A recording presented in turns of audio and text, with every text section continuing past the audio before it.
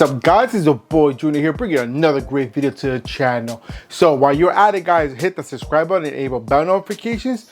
Why? Because that's going to help you get notified every time we drop good videos like this one or whenever we go live. Because trust me, guys, you never ever want to miss out. I do a lot of different things here, guys. I do product reviews, tech tips, live gaming, live streaming, and so much other different things in my channel, guys. I do so much things, so I recommend you staying tuned because trust me, you're not gonna regret it. All right, so today I want to give you this is my personal thing, my 5 must-haves for being a content creator. I dive around being a content creator, streamer, but mostly I'm a content creator. I like creating content, creating videos, and these are my five must-have accessories to be on your computer to use it. And I know I'm not going to include the computer because computers are always a must-have. You must have a computer to go ahead and create content. So I'm not even going to think about adding the computer. If that was the case, that would take up the whole list right there and there. I can think of 5 plus that I need right there for my computer. Because on the computer you need the case, you need the RAM, you need the motherboard, you need the CPU, and you need the graphics card. There goes your 5.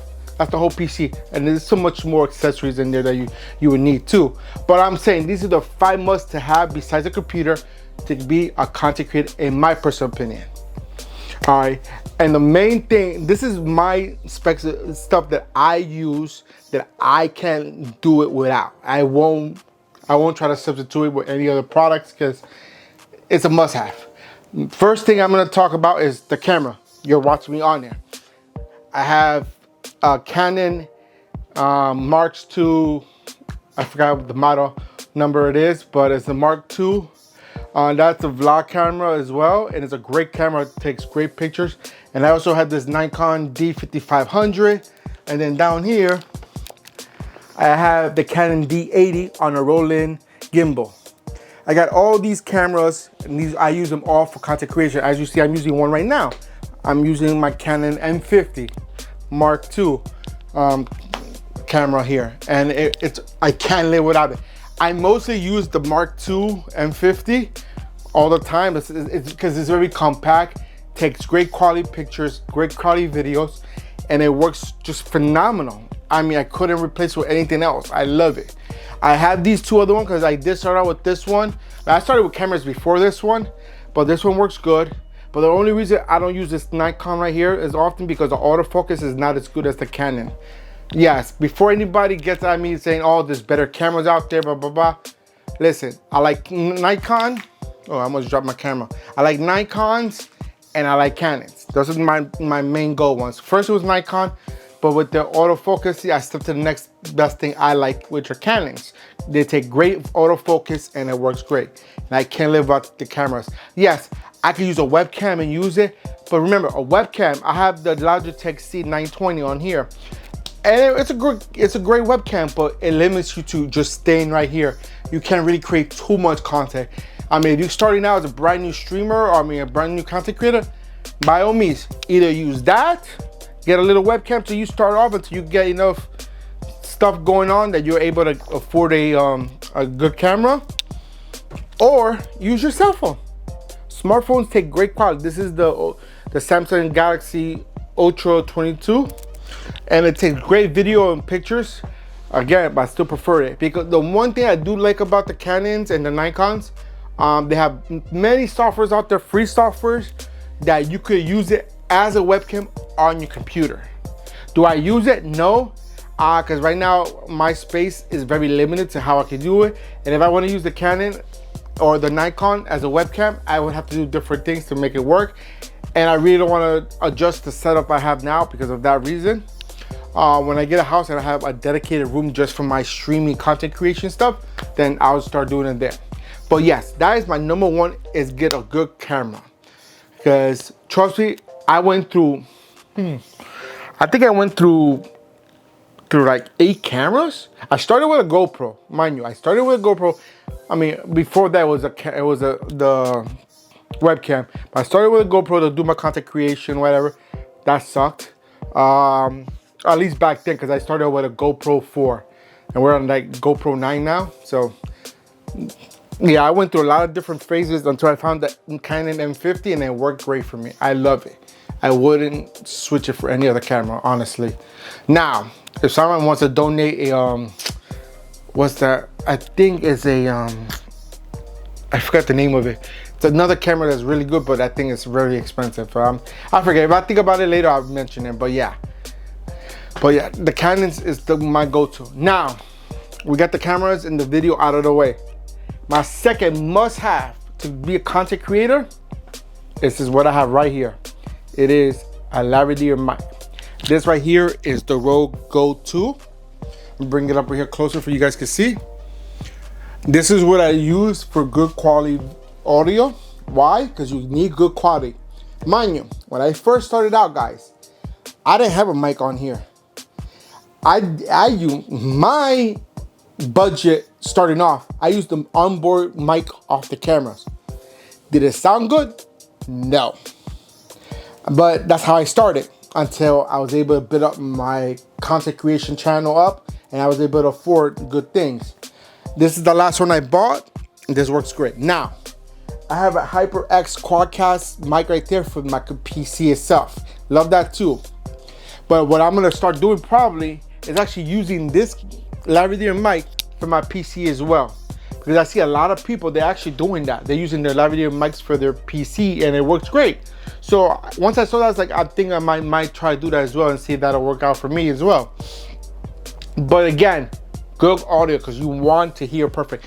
Like I mentioned, I use the onboard camera microphone. It worked like crap.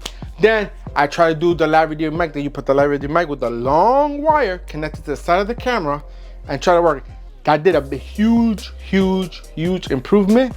But then again, guys, the quality of sound wasn't the greatest on there. Again, those are not great quality. To me, this is good. Again, if you don't want to not spend much money, go ahead and use your smartphone. People use this all the time to create their audios for their content creator. You just gotta remember, you gotta sync the voice on here to your camera, and that all depends on your software. If you're using the onboard audio off the camera and you use this to record the sound, then it'll work great. Because I see people do it all the time. I watch a lot of YouTubers and they still use their phone to record their sound. And it works good, it really does. It depends how knowledgeable you are to do it. I don't like to dub my videos with external video audio, but hey, a lot of people do it. There's times that I have to do it, but I choose not to. I know how to do it. I know how to sync them all together and everything. It's not the hard part because the software. I use Adobe Premiere to render my videos and everything, and it works great. But I prefer not to. All right. So we took care of audio and video. Those are the two biggest things when being a content creator. Now, the third thing that's very important to being a content creator is your lighting. I cannot live without these lights, and I would never live without these lights. These are the Elgato key lights up here. I cannot live without. I would not replace it with anything. Right now, I use another one back here, that a light bar back of the camera to give me light up here, because it's easier than taking these off and putting them back there and then having flash out here. But when I'm portable, I use that one because that one's battery operated and it works great. I'll bring it in the front so you guys can see what I'm talking about, but you're gonna get dim right now. Let me show you real quick. So this is the light bar I'm using right here. I know it's a little different. I have it at warm temperature because it's easier to capture me better. This right here is the Sufo, right here. The Sufoto TP24 RGB light. You got great control here. This is another thing that is very inexpensive. I think this was like 80 bucks, if I'm not mistaken. And I can't live without this either. So this and those key lights up there, I cannot live without, because without these, my quality will be garbage. And as you see, when I took the light away, you saw me, I was all dark. With that little light right there, it's a small light, it's not a big light. But again, that's my portable light if I want to show something now. Now, if I want to put that to white, like the Elgatos, just like the Elgatos, I could change the temperature on it. But I think this temperature is perfect. It's like, I think it's 5200 K. light temperature, but that temperature is perfect because it captures natural colors. It's like having natural light coming from outside in. So I think that's awesome. So lighting is a must when being a content creator. I started off, don't get me wrong, I started with eBay soft boxes that cost like 30-40 bucks. That the big boxes, which I think I still have, unless I threw them away when I recently moved. But I had these big soft boxes. The only problem, those are good. Those are good. Don't knock on them. They're very good quality lights. But here's the problem: they take up so much space.